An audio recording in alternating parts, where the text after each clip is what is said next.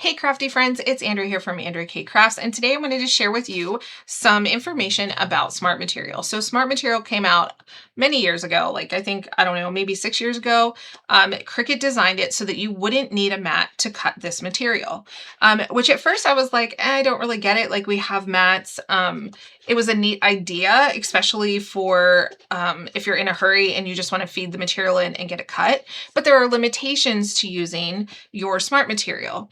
So in order for your machine to read the material, know that you have enough in it. There's a sensor on your machine. So for my machine that I'm using, this is the Explorer 5. It's right here. Your maker, I believe it's over here, but you will have a sensor mark on any of your machines that take Smart Material. So like your Joy 2, your Joy Extra, your Explorer machines, and your Maker series. I do not believe that the I do not believe that the Explorer Air 2 has a sensor because that was before Smart Material. But that sensor needs to be covered with your material while it's cutting, or it will say there's not enough material and it'll kick it out. Also, you need to make sure you have enough width of your material so that it goes underneath these guides and holds your material in place. So with your larger machines, that is 13 inches. With your Joy Extra, I believe is 9.5, and your Joy, I believe, is 4.5, but I will double check that and put that in the description box below.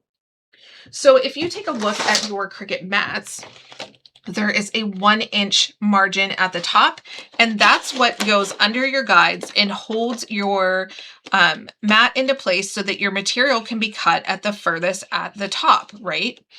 But with your Smart Material, there's no mat, obviously, to hold that 1-inch space. So it's going to already, as soon as you put your Smart Material in, it's going to eliminate that first inch. It's not going to be able to cut on.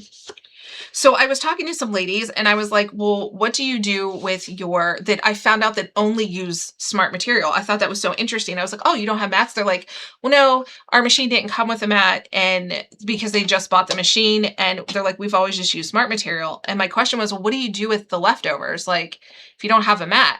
And they're like, oh, we just throw it out. Like, what can you do with it because of the limitation?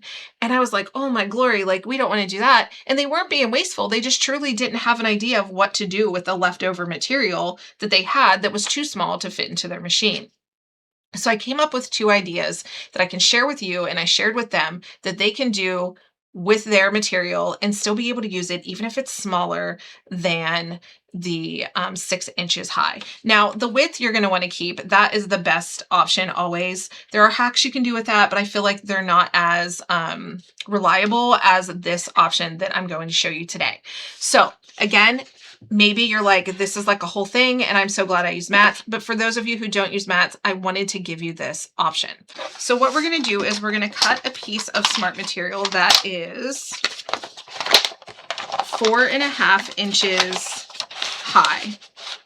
Now, if you've never worked with Smart Material, you'll find out that the Smart Material has a thicker backing because it is acting as a mat. All right, just like that. But here's how I found that this will work for your materials. So what I'm going to use are 2 pieces of just cut cardstock. This is 65-pound cardstock, and I'm going to tape it on to this material on the back.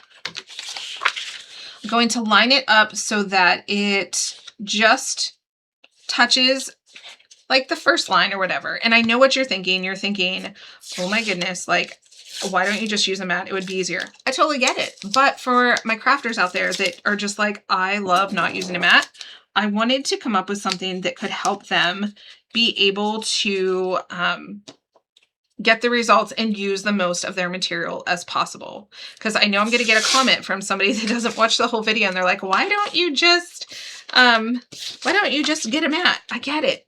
But everybody does things differently. And that's what I love about creating, is we all can do things differently. And this is just a way to help them out.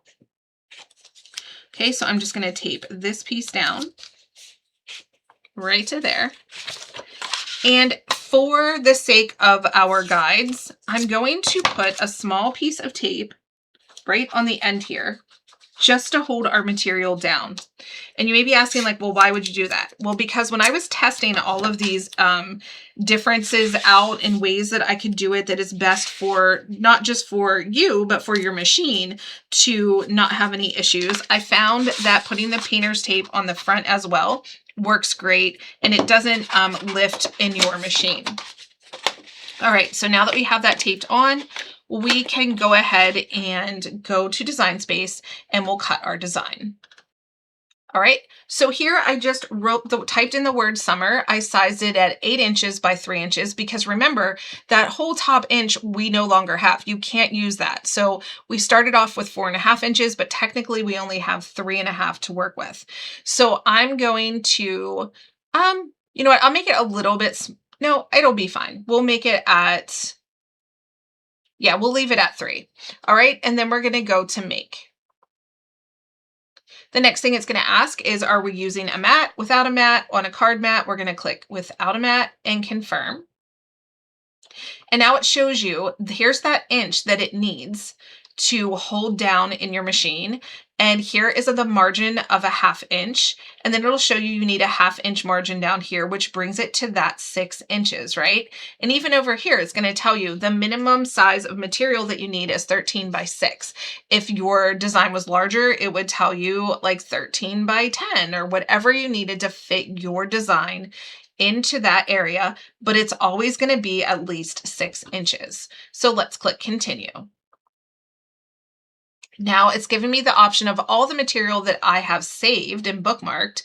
The only one that's compatible with Smart Material that I had on here is Smart Vinyl Matteless Removable Vinyl. So I'm going to click on that. And then it's going to say load your fine point blade in the tool clamp and then load the material and press go. So we have our material, we're loading it into our machine this way. Again, if you hear a click, this material does get a little clicky because it has that thicker backing on it. So that's fine if you hear a click when you slide it in because it's just like adjusting to being flat when it was rolled. All right, and then we're going to click the load button. Now, if you have the Maker Series or the other Explore machines, you have 2 buttons. So you have a load button and then you have a cut button, right?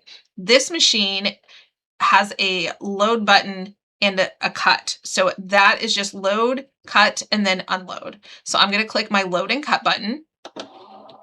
It's going to pull my material in, making sure that there's enough space to do the entire cut. And with that sensor being covered and our pieces being taped down, nothing's lifting, nothing's going to get jammed up in your machine or anything like that, but it's still cutting our design out on that 4.5 inch cut that we have. Okay, so now we can unload it. So that was tip number 1, to get it to cut on a piece of material that is smaller than 6 inches high. Now, if it's even smaller, so say you have a smaller piece that is maybe only, I don't know, 2 inches high, remember that first inch you don't have any, you can't use. So you're going to want to, you know, decide what is a piece that you can toss and what is a piece that you want to keep. Again, if you have a mat, I recommend that you save it for your mat, but if not, I totally get it. All right, so now that that's like that, all I have to do is lift this little piece here because I do want to peel this piece off of my material, but I'm going to keep it like that because we're going to use this again. We're going to save this to use for another cut. So what I'm going to do is I'm going to get my X-Acto knife out, or whatever you want to call it. This is a True Control knife from from Cricut that I use. And then I'm going to just make sure I'm not cutting into my design at all. And I'm going to just cut through the vinyl, not the backing. So I didn't give it a ton of pressure. I gave it enough pressure to cut through the vinyl. The next thing I'm going to do is I'm going to lift my little edge here, fold it back with my weeding tool, and then I'm just going to weed it. Now I find it easiest to weed at an angle and rocking it back and forth. So just like this. And if there's any pieces that are still stuck in there, we can pull them out with our weeding tool. Okay, so I'm just going to pull out the E and the U. Okay, so now that we got that all straightened out as to how to use smaller than 6 inches in your machine, I want to show you how to reuse this material that's left over. Okay, so normally we would use our transfer tape and we would transfer this off, and all you would have left is the white piece with the green, right? Actually, just let me peel these off so that you guys can just see it as if we did all of the steps. All right, we transferred this with transfer tape. We put it on a super cute project. And now this is what we have left. You can leave this all taped on for the next time you want to use this material if you'd like, or you could retape it. It's completely up to you. Man, this stuff is sticky, even for removable. It's very sticky. All right, but now I want to use this piece too. So here's what I'm going to do. I'm going to make sure that this is still taped down well, because it is going to be a little slippier because there's no vinyl on it. I'm going to go back into Design Space and we're going to cut a shape. Okay, so we're going to click on Summer and we're just going to get rid of it. We don't need that. The next thing I'm going to do is go over to Shapes and I'm going to choose a heart. Now, we know that that 1st inch, again, is no good, so we can't make this heart larger than 3.5 inches high. And we know that the only width that we have left, leave me measure that, is about 4 inches. So I'm going to make sure that this is no larger than 3 inches high by 4 inches. So I'm just going to pull it out. And that looks good. 3.19 by 2.82. And I'm going to go ahead and click Make. Again, I'm going to choose without a mat. And I'm going to click Confirm. The next thing I'm going to do is I'm going to drag this all the way over to the right because we know that that's the space that I have in order to cut my material, because all of this cut out the word summer. So our heart has to be cut out of the furthest edge out. And now we can go to continue. Again, it's going to ask us our material. We're going to choose Smart Vinyl Matteless Removable Vinyl. And we're going to make sure our blade is in and we click the Load Cut button. Next, I'm going to pull my material back up onto my Cricut and I'm going to slide it under the guides and I'm going to click the Load Cut button.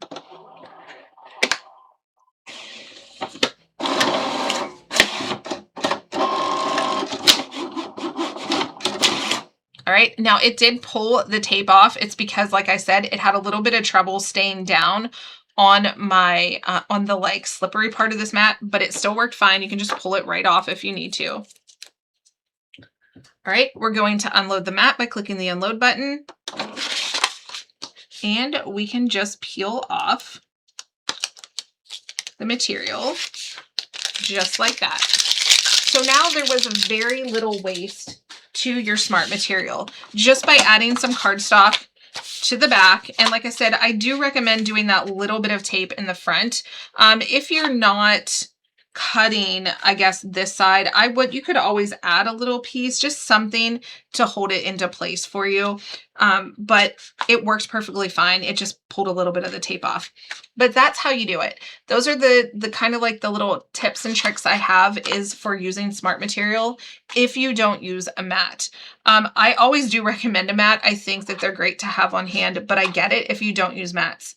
This is an option for your smart material. All right, guys, I hope you found this video helpful. If you have any questions or if there's anything that you would like to go over more in depth, please reach out. But I think that's everything. All right, guys, thank you so much for watching. I hope you all have a great day and I'll talk to you in the next video. Bye.